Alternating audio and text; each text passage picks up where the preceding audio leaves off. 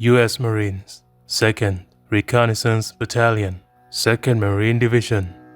Recon นาวิกโยธินสหรัฐกองพลลาดตระเวนที่2กองพลนาวิกโยธินที่2ดำเนินการฝึกปฏิบัติการทางทหารในภูมิประเทศในเมืองหรือในพื้นที่สิ่งปลูกสร้าง Military Operations in Urban Terrain Training ในระหว่างการฝึกรหัส Exercise Tres Colos ในเมือง Savaneta Aruba 23 ตุลาคม 2022 นาวิกโยธินดัตช์หน่วยบัญชาการนาวิกโยธินเนเธอร์แลนด์ Dutch Marine Netherlands Marine Corps ถ่ายทอดความรู้ในคลาสการค้นหาและการติดตามแกะรอยกับ Recon กองพลลาดตระเวนที่2และกำลังพล Dutch Marine และทำการจู่โจมระหว่างการฝึกขั้นสุดท้าย 26 ตุลาคม ใน Savaneta Aruba 1 ใน 4 ประเทศองค์ประกอบของราชอาณาจักรเนเธอร์แลนด์ตั้งอยู่ทางตอนใต้ของแคริบเบียนการฝึกนี้จัดขึ้นเพื่อยกระดับการบูรณาการและการสร้างความสัมพันธ์โดยการแข่งขันทางทหาร U.S. Marine Corps Video by Corporal Jennifer Reyes ปฏิบัติการทางทหารในพื้นที่สิ่งปลูกสร้างในเมือง Military Operations in Urban Terrain MELT สร้างความต้องการที่เกี่ยวกับกระบวนการด้านการรับรู้การคิดวิเคราะห์และการตัดสินใจที่เป็นลักษณะพิเศษเฉพาะสำหรับผู้นำหน่วยขนาดเล็กประสบการณ์หลายปีเป็นสิ่งจำเป็นในความเชี่ยวชาญต่อความท้าทายเหล่านี้ได้อย่างไรก็ตามผู้บังคับหมวด Platoon Leader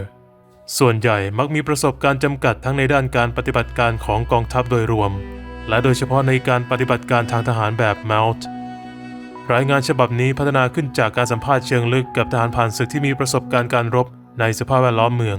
โดยนำเสนอภาพรวมที่ครอบคลุมและรายละเอียดของการตัดสินใจที่ผู้บังคับหมวดต้องเผชิญใน 5 ขั้นตอนของการเคลียร์อาคารได้แก่การยึดและรักษาความปลอดภัยในเขตพื้นที่รอบนอกการเข้าประชิดอาคารการเข้าสู่อาคารการเคลียร์อาคารและทำการรักษาการระวังป้องกันและการอพยพถอนออกจากอาคารนอกจากนี้รายงานยังกล่าวถึงทักษะทั่วไป 5 ประการที่จำเป็นต้องใช้ตลอดภารกิจเคลียร์อาคารได้แก่คิดเหมือนศัตรูรักษาการรับรู้สถานการณ์และภาพรวมคาดการณ์อนาคตใช้กฎการปะทะและนำผู้ใต้บังคับบัญชา Importance of Urban Areas ตลอดประวัติศาสตร์ที่ผ่านมานักวางแผนทางทหารมองว่าเมืองเป็นศูนย์กลางแห่งอำนาจจุดศูนย์ดุล Center of Gravity มาโดยตลอดดังนั้นในภาวะสงครามเมืองจึงเป็นสิ่งต้องได้รับการปกป้องหรือถูกยึดครองขึ้นอยู่กับมุมมองและฝ่ายที่เกี่ยวข้องในทางยุทธศาสตร์การรบหมายถึงจุดศูนย์ถ่วงของข้าศึกซึ่งหากถูกโจมตีแล้วจะส่งผลกระทบอย่างรุนแรงต่อความสามารถในการทำสงครามของข้าศึกโดยอาจเป็นได้ทั้งจุดศูนย์ถ่วงทางกายภาพเช่นเมืองหลวงกองกำลังทรัพยากรหรือจุดศูนย์ถ่วงทางจิตใจเช่นผู้นำขวัญกำลังใจเมืองเป็นที่ตั้งของศูนย์กลางประชากรศูนย์กลางการคมนาคมที่ตั้งของรัฐบาลทำเนียบรัฐสภาแหล่งความมั่งคั่งศูนย์กลางอุตสาหกรรมเครือข่ายสารสนเทศข้อมูลข่าวสารและจุดเชื่อมโยงการสื่อสารที่สำคัญของประเทศการคาดการณ์ล่าสุดซึ่งอ้างอิงจากสถิติประชากรและแนวโน้มการย้ายถิ่นฐานทั่วโลกจากสังคมเกษตรกรรมไปสู่สังคมอุตสาหกรรมระบุว่าภายในปีคริสตศักราช 2025 ประชากรโลกถึง85%จะอาศัยอยู่ในพื้นที่เมืองเมื่อแนวโน้มของโลกมุ่งสู่ความเป็นเมืองมากขึ้นความสำคัญทางทหารของเมืองก็มีแนวโน้มที่จะเพิ่มขึ้นตามสัดส่วนเช่นกันพื้นที่เมืองโดยตัวของมันเองอาจจะเป็นแหล่งกำเนิดที่สำคัญของความขัดแย้งในอนาคตในทางประวัติศาสตร์เมืองมักเป็นสถานที่ที่แนวคิดสุดโต่งก่อตัวผู้เห็นต่างสามารถหาพันธมิตรได้ง่ายการผสมผสานของผู้คนหลากหลายกลุ่มก่อให้เกิดความตึงเครียดทางชาติพันธุ์และกลุ่มที่ไม่พอใจต่อสถานการณ์มักได้รับความสนใจจากสื่อมวลชนฝ่ายตรงข้ามอาจมุ่งเป้าไปที่การยึดครองสถานีวิทยุและโทรทัศน์เพื่อพยายามชี้นำความคิดเห็นของสาธารณชนและบรรลุเป้าหมายทางการเมืองของตนผู้นำทางการเมืองของเราอาจใช้โอกาสดังกล่าวในการทำให้สถานการณ์ทางการเมืองที่มีความผันผวนรุนแรงบางแห่งลดความตึงเครียดหรือมีเสถียรภาพมากขึ้นหรือเพื่อให้การช่วยเหลือพันธมิตรที่ต้องการการสนับสนุนโดยการส่งกำลังทหารสหรัฐเข้าปฏิบัติการในสภาพแวดล้อมเมืองในฐานะกำลังพร้อมรบของชาติและเป็นกำลังที่ประจำการส่วนหน้าเป็นกำลังรบนอกประเทศนาวิกโยธินต้องเตรียมพร้อมเพื่อต่อสู้บนภูมิประเทศที่มีลักษณะเป็นเมือง ตลอด2 ทศวรรษที่ผ่านมานาวิกโยธินที่เป็นส่วนหนึ่งของกองกำลังเฉพาะกิจทางอากาศภาคพื้นนาวิกโยธิน Marine Air Ground Task Force MACTF ได้มอบทางเลือกในการตอบสนองต่อสถานการณ์หลากหลายรูปแบบให้แก่ประเทศโดยประสานการทำงานของกำลังภาคพื้นอากาศการส่งกำลังบำรุงและขีดความสามารถด้านไซเบอร์ภายใต้การบังคับบัญชาศูนย์กลางซึ่งถูกออกแบบมาเพื่อดำเนินการปฏิบัติการได้ครบทุกระดับ MACTF ช่วยให้นาวิกโยธินสามารถตอบโต้ได้อย่างรวดเร็วทรงพลังและยั่งยืนในระดับโลกตั้งแต่การปฏิบัติการจากทะเลสู่ฝั่งจากอากาศสู่พื้นไปจนถึงปฏิบัติการเคลียร์พื้นที่แบบอาคารต่ออาคารโดยมีกำลังทหารตั้งแต่กำลังรบนาวิกโยธิน Marine Expeditionary Forces เช่นซาอุดิอาระเบียในปฏิบัติการ Desert Shield Desert Storm และโซมาเลียในปฏิบัติการ Restore Hope ไปจนถึงหน่วยนาวิกโยธินพ้นทะเล Marine Expeditionary Unit เช่นกรุงเบรุตในเลบานอนและเกรนาดาในปฏิบัติการ Urgent Fury และโซมาเลียในปฏิบัติการ Eastern Exit และ Restore Hope ซึ่งล้วนเคยเข้าร่วมปฏิบัติการ MELT โครงสร้างการจัดกำลังเฉพาะภารกิจและลักษณะการรบแบบผสมเหล่า Combined Arms ของ MACTF ทำให้กองกำลังมีความเหมาะสมอย่างยิ่งต่อการรบในสภาพภูมิประเทศเมืองผลการศึกษาทางภูมิศาสตร์แสดงให้เห็นว่า 60% ของพื้นที่เมืองที่มีความสำคัญทางการเมืองนอกอาณาเขตของพันธมิตรหรือดินแดนอดีตกลุ่มสนธิสัญญาวอร์ซอว์นั้นตั้งอยู่ตามแนวชายฝั่งหรือภายในระยะไม่เกิน 25 ไมล์จากแนวชายฝั่ง 75% อยู่ภายในระยะ 150 ไมล์ 87% อยู่ภายในระยะ 300 ไมล์ 95% อยู่ภายในระยะ 600 ไมล์และทั้งหมดอยู่ภายในระยะไม่เกิน 800 ไมล์จากชายฝั่ง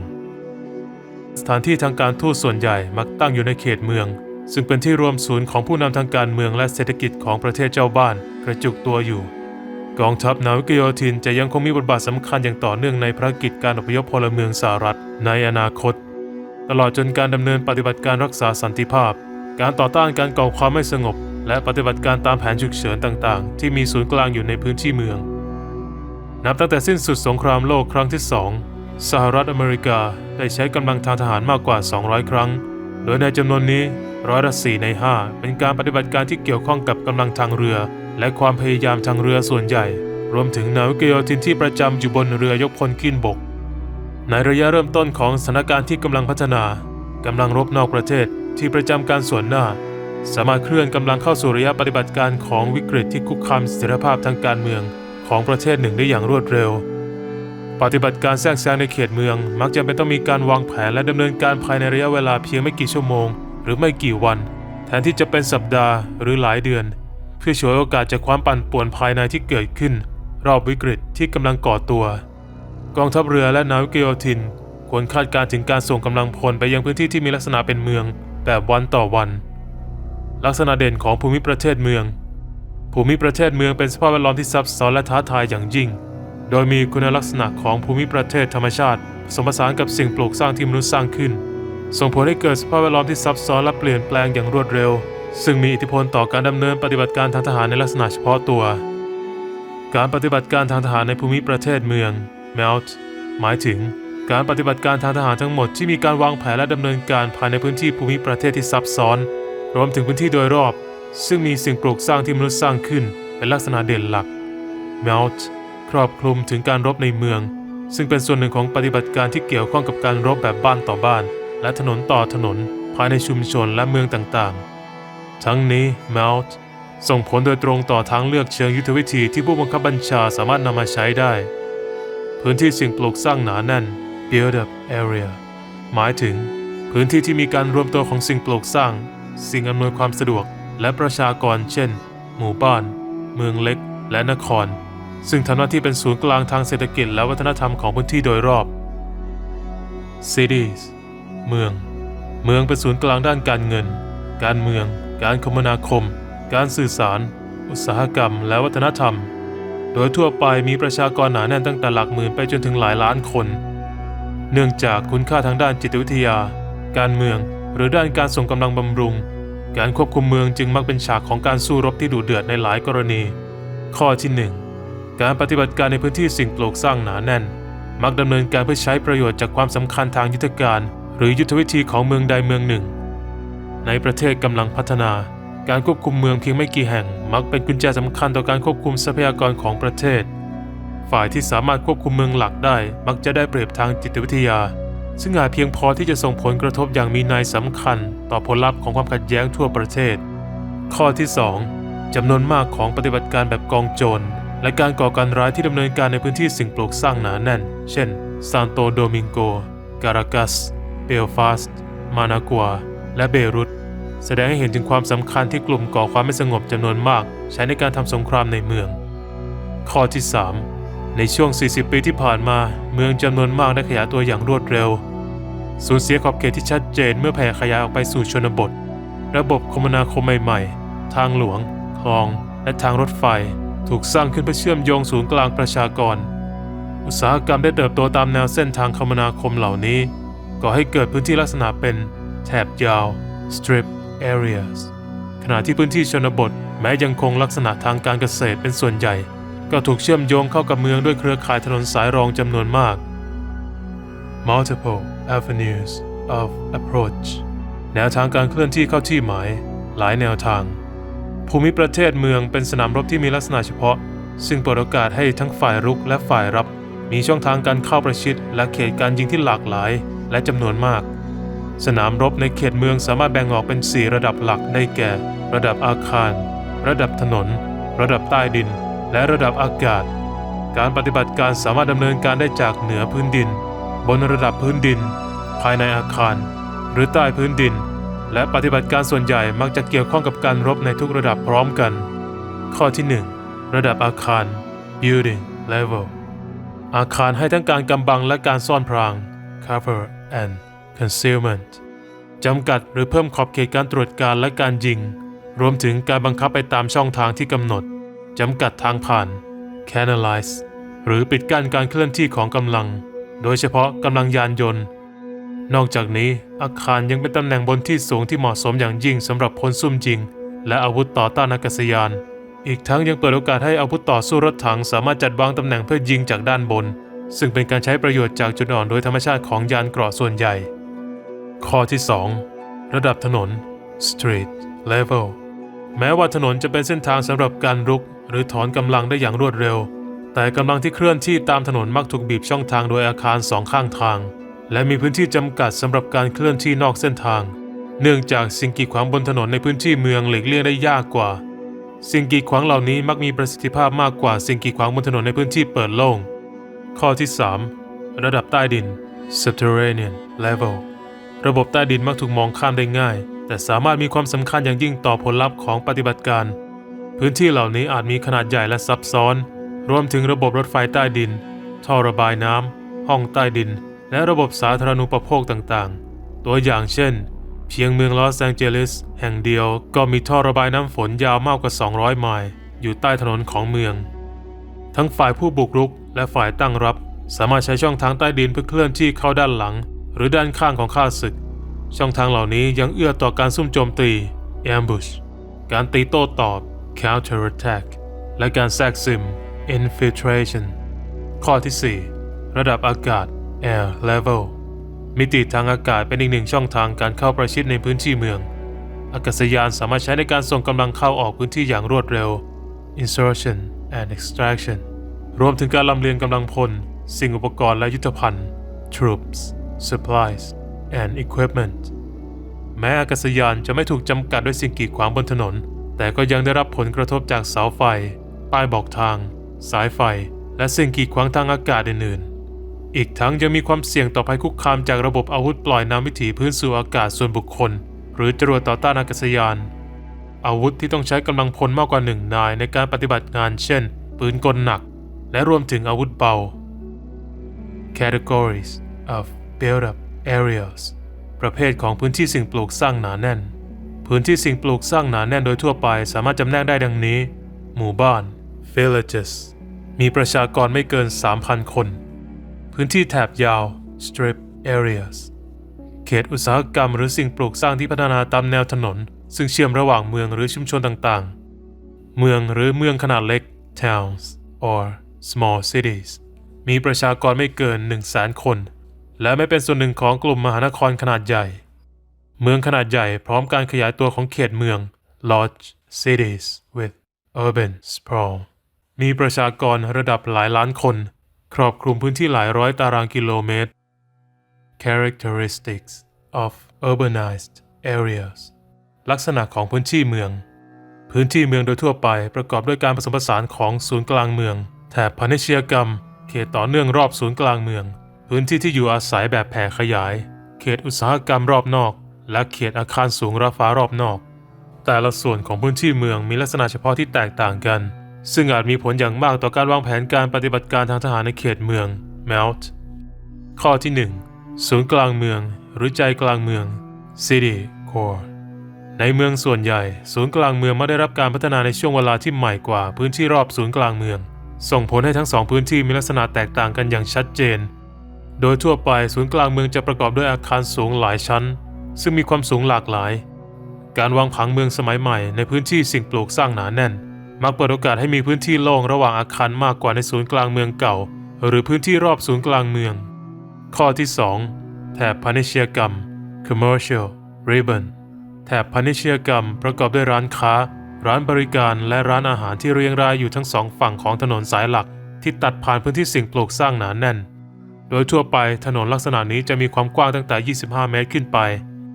อาคารในพื้นที่ด้านนอกมักมีความสูงสม่ำเสมออยู่ที่ 2-3 ชั้นซึ่งสูงกว่าที่อยู่อาศัยในถนนด้านหลังประมาณ1ชั้นข้อที่ 3 เขตต่อเนื่องรอบศูนย์กลางเมือง Core Periphery เขตต่อเนื่องรอบศูนย์กลางเมืองโดยทั่วไปประกอบด้วยถนนกว้างประมาณ 12-20 เมตรมีอาคารก่ออิฐหรือคอนกรีตเรียงต่อเนื่องกันตลอดแนวถนนความสูงของอาคารค่อนข้างสม่ำเสมอโดยในเมืองขนาดเล็กมักสูง 2-3 ชั้นขณะที่ในเมืองขนาดใหญ่อาจสูง 5-10 ชั้นหรือมากกว่าข้อที่ 4 พื้นที่ที่อยู่อาศัยแบบแผ่ขยายหรือการขยายตัวของเมืองอย่างไร้ทิศทางของเขตชานเมือง Residential Sprawl พื้นที่ที่อยู่อาศัยแบบแผ่ขยายประกอบด้วยบ้านพักหรืออาคารอพาร์ตเมนต์เตี้ยเป็นหลักโดยมีความสูงประมาณ 1-3 ชั้นพื้นที่ส่วนใหญ่เป็นที่อยู่อาศัยแบบแยกหลังซึ่งมักจัดวางในรูปแบบไม่เป็นระเบียบตามแนวถนนและมีพื้นที่โล่งขนาดเล็กจำนวนมากขั้นอยู่ระหว่างสิ่งปลูกสร้างข้อที่ 5 เขตอุตสาหกรรมรอบนอก Outlying Industrial Areas พื้นที่เหล่านี้โดยทั่วไปประกอบด้วยกลุ่มอาคารอุตสาหกรรมที่มีความสูงตั้งแต่ 1-5 ชั้นอาคารมีขนาดและลักษณะการก่อสร้างที่แตกต่างกันอย่างมากเพื่อให้เหมาะสมกับความต้องการของกิจการแต่ละประเภทนิคมอุตสาหกรรมเป็นตัวอย่างที่ชัดเจนของพื้นที่ในกลุ่มนี้ข้อที่ 6 เขตอาคารสูงรอบนอกหรือพื้นที่สูงระฟ้าที่อยู่รอบนอก Outlying High-rise Areas พื้นที่ประเภทนี้มีลักษณะคล้ายกับศูนย์กลางเมืองแต่อาจประกอบด้วยกลุ่มอาคารสูงหลายชั้นที่มีรูปแบบสมัยใหม่มากกว่าตั้งอยู่ในเขตรอบนอกของเมืองความสูงและขนาดของอาคารอาจแตกต่างกันอย่างมากโดยทั่วไปจะมีพื้นที่โล่งระหว่างอาคารในเขตอาคารสูงรอบนอกมากกว่าที่พบในศูนย์กลางเมืองเรียบเรียงและแปลโดย Wannerley Hunter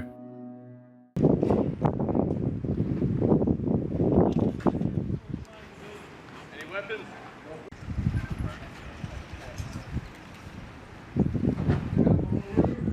One more.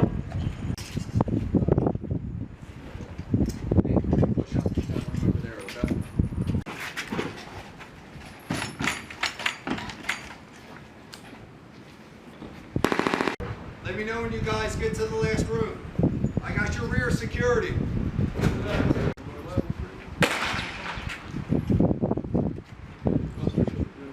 Guys on that last room? Yeah, hold on.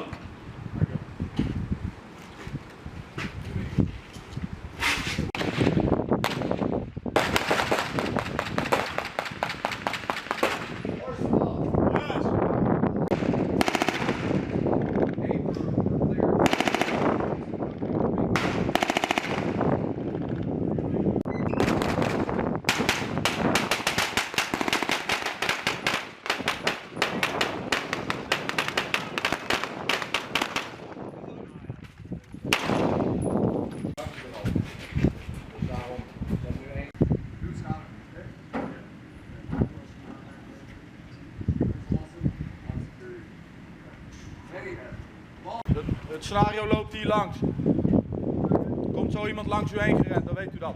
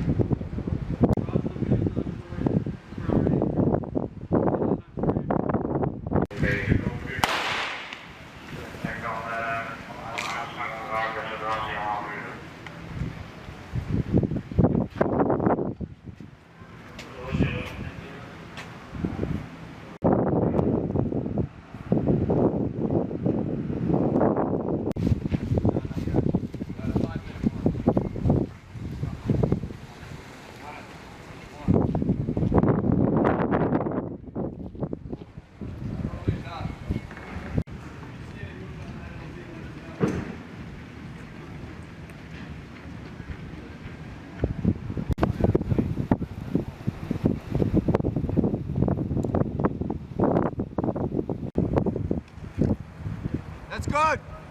Yes, 1 minute. Alter. Say touch zone. Yes. All right, hey, you guys would peel off and come through here. Go ahead, from the end. From the ends, peel off through here.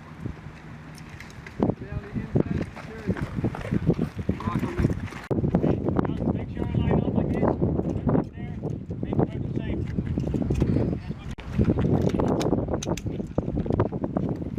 Get a check with somebody else. But it's only 2. Okay. Now, how many days? It's 5 days. yes.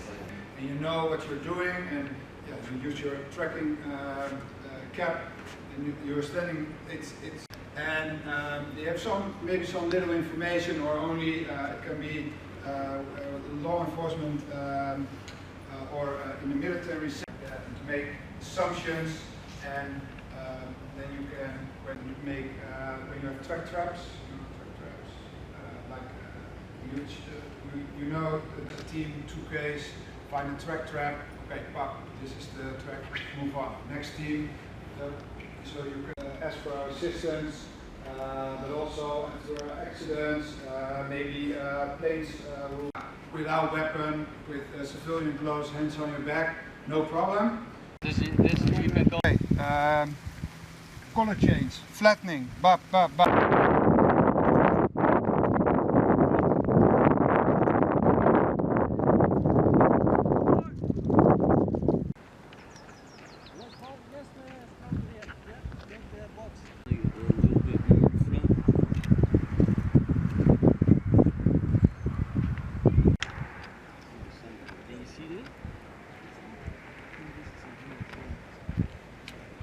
Sometimes it's also what you can do is not always you see the first 2 steps. You go a little bit more. How do you call this? If we talk about the characteristics. Straight lines. When we look in this direction, we see some characteristics. Heavy. Or someone applying extra pressure to get up.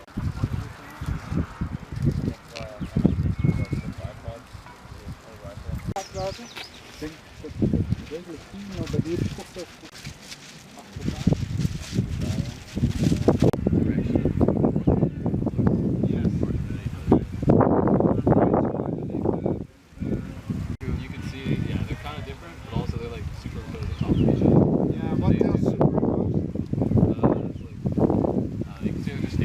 this looks like some dudes took a knee. Like,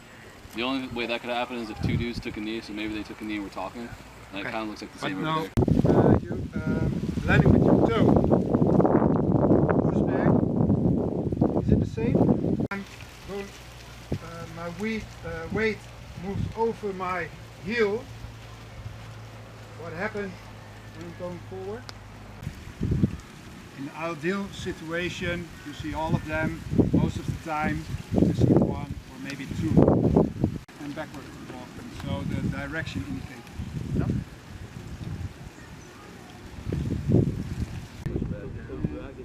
Yeah, that's a backward movement.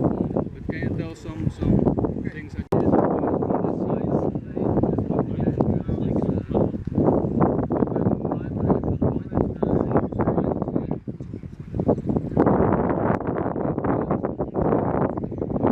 not like half of it.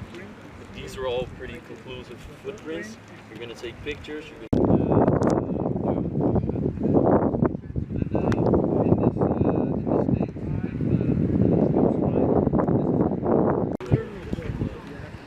Yeah, from the stride. Stride is bigger. You're gonna be dealing with a taller person. It's even wider. Wider? Comparison. So you're not gonna be able to tell anything from my footprints. But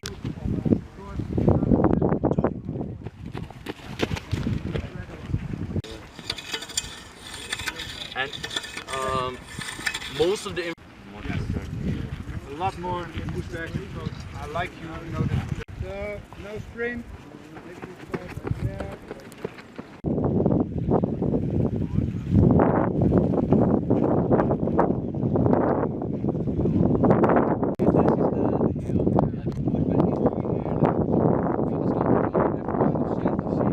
Environment. You did a camp attack. Some guys take.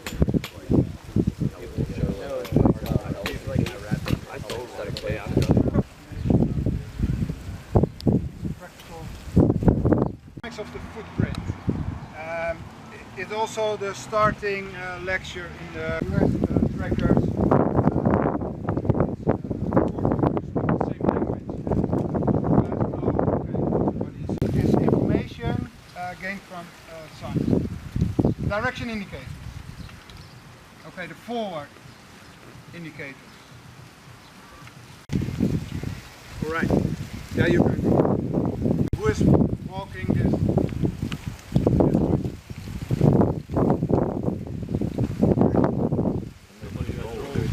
Straight line downwards, and from there is bring the line because your weight is going forward. So next one.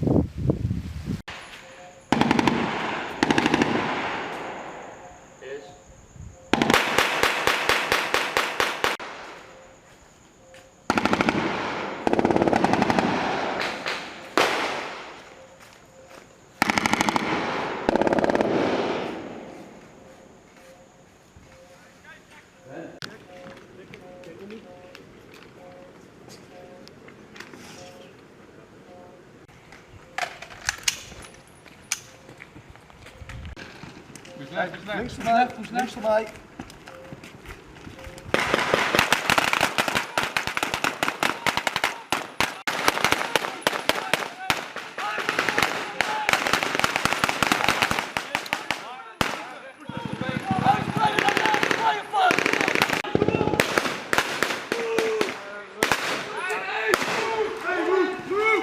Josh.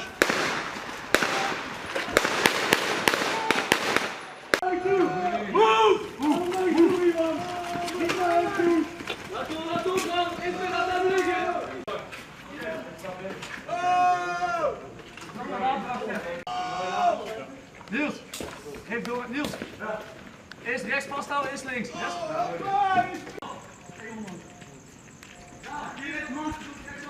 Oh! Niels! Ja, rechts jullie. Oké. Oh! Begint laten liggen.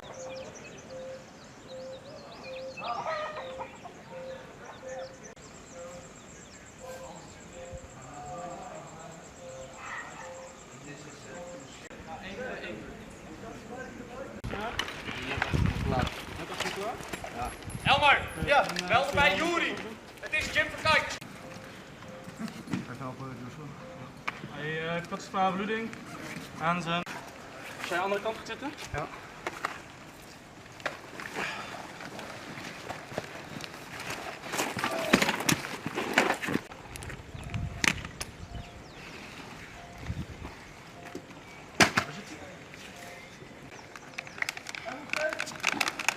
This is 2-5 over.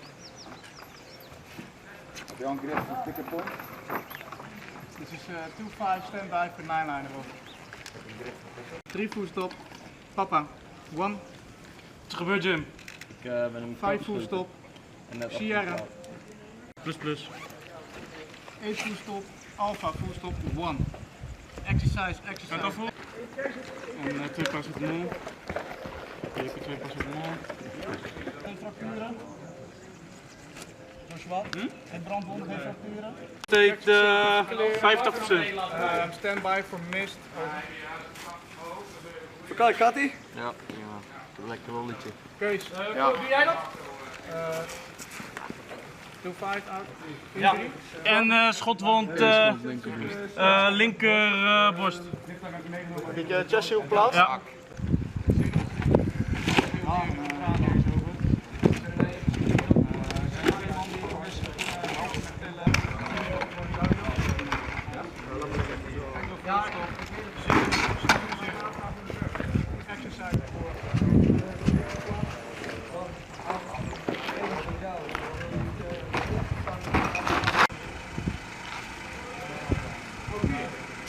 Ja.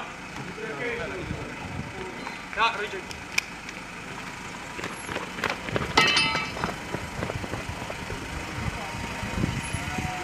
Rekening met die lijn hier, hè? Hij kan gewoon zitten, dus hij kan niet met... Naar boven met onze schrift. Ja, Patrick, pak even zijn kit mee. Zou ik misschien een klein beetje maken in de zee?